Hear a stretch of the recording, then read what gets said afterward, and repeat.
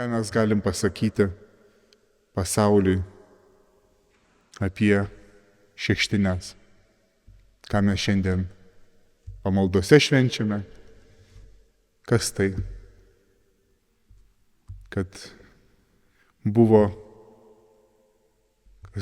žmogus, kuriuo sekėme, kuris sakė, kad yra Dievo sūnus. Na ir buvo nužudytas. Staiga pasirodo jis gyvas, pasirodė ir staiga pakilo į dangų. Ir sakė, kad vėl sugrįš. Jeigu žmogus paklaustų, kodėl visą tai? Na dar jeigu kryžius, tai atpirkimas, dar įsikūnijimas apie kažką. Čia aš kalbu apie netikinčius žmonės, bet kartu įvairių abejonių ir krikščionys turi. Tai dangun įžengimas. Kodėl jis pabėgo nuo mūsų? Galėjo taip ir likti su mumis ir viešpatauti. Mes skaitėme, kaip Jėzus davė pažadą, kad bus atsiųstas globėjas. Ir prieš tai Jėzus mokiniam buvo sakęs, kad jeigu nebūsiu ten, kur turiu būti, nenueisiu pas tėvą, globėjas jums nebus atsiųstas.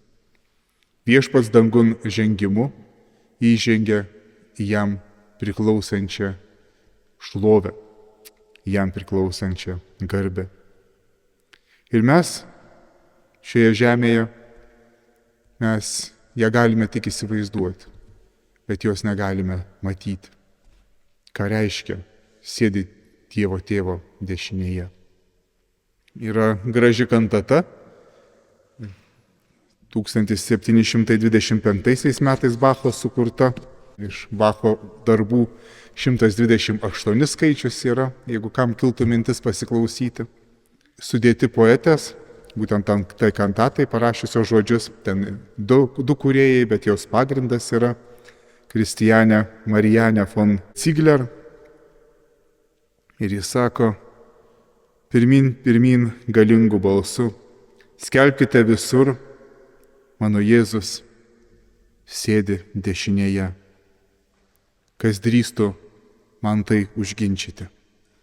Jei jis yra paimtas nuo manęs, vieną dieną aš ten atvyksiu. Kur gyvena mano atpirkėjas? Mano akys tuomet jį matys pačiu aiškiausiu būdu.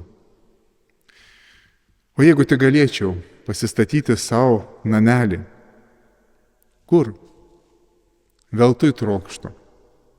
Jis negyvena nei kalnuose, nei slėniuose. Jo visa galybė pasireiškia visur. Tad tylėk, drąsioji burna, ir nebandyk viso to išsiaiškinti. Labai gilūs žodžiai, kurie tinka visiems krikščionims. Aš matau,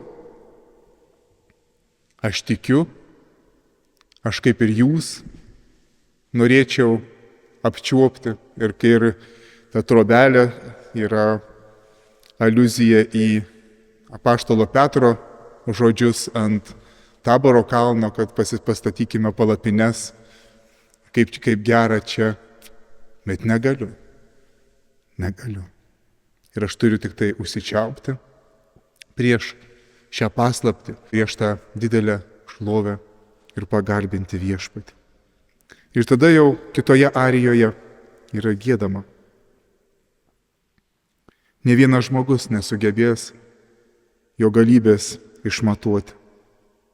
Mano lūpos sustingsta ir tyli. Žvelgdama pro žvaigždes matau, kad jis jau iš tolo rodo į save, kai yra Dievo dešinėje, pro žvaigždes, pro miglą kažkur. Mes norėtume, kad mūsų karaliaus viešpaties galybė pasireikštų šioje žemėje tokiu regimu būdu. Ir kai to nematome, mums gali atrodyti, jog Jėzus išskrido į dangų ir paliko mūsų pačius šioje žemėje tvarkytis. Ir ne tik mūsų asmeninį gyvenimą, bet ir dvasinį. Mes patys tvarkome ir bažnyčios reikalus, patys ir šventą raštą kažką paskaitom, painterpretuojam, truputėlį pasimeldžiam, kad čia yra mūsų, o jis yra toli. Bet mes žinome, kad įžengęs į savo šlovę Kristus viešpatauja visiems ir visur.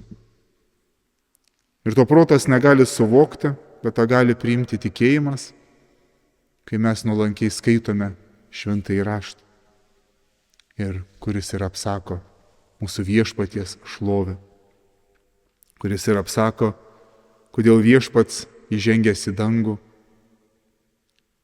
kaip viešpats įžengęs į dangų, karaliauja ir viešpatauja.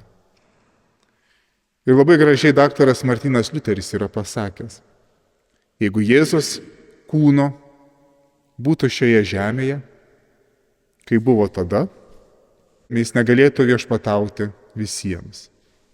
Juk negalėtų visi jį matyti vienu metu. Gera tokia logika. Sako, juk kai buvo tada, jis gyveno tarp mūsų, tai tik tai keli žmonės jį galėjo matyti, tikrai negalėjo visi matyti. Na ir dabar įsivaizduokime kur nors Jėzaus sostą, kur nors, turbūt pirmiausia įsivaizduojame Jeruzalėje, arba kokiam kitame mieste, kas galėtų pamatyti.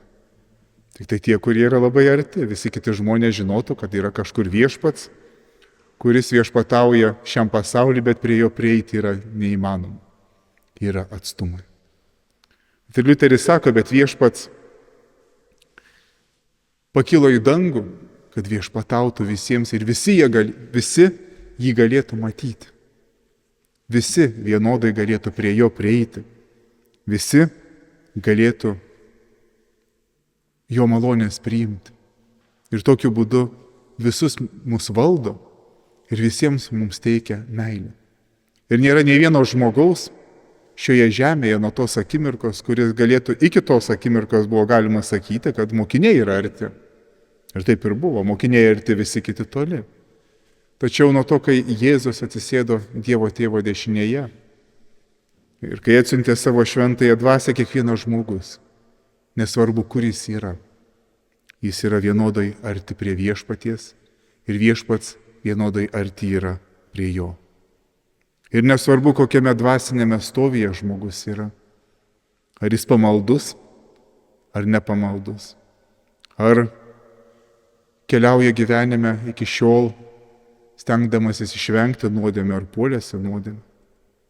Viešpats vienodai ir tas, kuris tamsybėse šalia jo viešpats irgi yra ir kviečia atgailai. Ir kai girdėjome skaitant, ką sakė, kad būtų skelbiamas visam pasauliui Evangelija ir nuodėmė atleidimas. Kad tas žmogus, kuris tamsybėje, gautų nuodėmę atleidimą. Tas žmogus, kuris keliauja su viešpačiu, gautų irgi nuodėmę atleidimą ir pastiprinimą. Viešpats yra arti. Ir viešpats yra tam, kad nugalėtų mūsų priešus. Mes esame apsupti priešų. Kad nugalėtų mūsų nuodėmę, kad nugalėtų mūsų mirtį, kad nugalėtų velnią. Jis yra tam. Ir mes giedojame atliepiamąją psalmę 110. Nuostabi psalmė, kuri ir parodo, kuri išpranašauja Jėzų, karalių, kuris viešpatauja. Karalių ir kunigą, kuris viešpatauja, bet štai karalių. Sako, viešpats tarė mano viešpačiui, sėskis mano dešinėje, kol padėsiu tavo priešus tau po kojomis. Viešpats išplės tavo galybės keptrą nuo Sijono, valdyk tave supančius priešus. Tu buvai karališkai orus nuo savo gimimo dienos. Šventoji garbė lydėjo tave nuo įsčių, nuo tavo jaunystės aušros. Ir ką apie mūsų priešus, sako toliau ši psalmė, ką kalba apie puikiuosius žmonės, kurie savo puikybėje atmeta viešpatį, ką kalba apie pasaulio valdovus, kurie mano, kad yra dievai. Viešpats yra tavo dešinėje, jis sutriuškins karalius savo įniršio dieną. Jis teis tautas. Taigi viešpats yra galingas karalius, kuris pas jo besišaukiančius ateina su meile ir ateina kaip gydytojas, kunigas, brolis, kaip tas gailestingasis samarietis, bet pasauliui, kuris prieš jį, jis yra ir bus ypatingai paskutinę teismo dieną, bus teisėjas. Ir čia mums yra labai didelis pagrindas nenusiminti. Didelėse bėdose ir išbandymuose būti ramiems ir pasikliauti viešpačiu. Nes nesvarbu, kokie priešai mus apsuptų. Regimi, neregimi. Kokios slogos slėgtų mūsų sielas, kokie vargai kankintų mūsų kūnus, kokie vargai slėgtų mūsų gyvenimus. Viešpats yra nugalėtojas ir viešpats yra karalius. Ir kaip pranašai rodydavo, sakydavo, viešpats yra tavo karalius mano tauta. Ir viešpats Jėzus primena, aš esu karalius, tavo karalius mano tauta, kuris taip jūs maloniai žodžiu, kūnu ir krauju ganau, kol atvesiu dešinėn, kur aš esu, Dievo tėvo dešinėn, į dangiškojo tėvo namus. Nes aš tam ir atėjau pas jūs ir sugrįžau, kad jūs pas save pasiimčiau. Amen.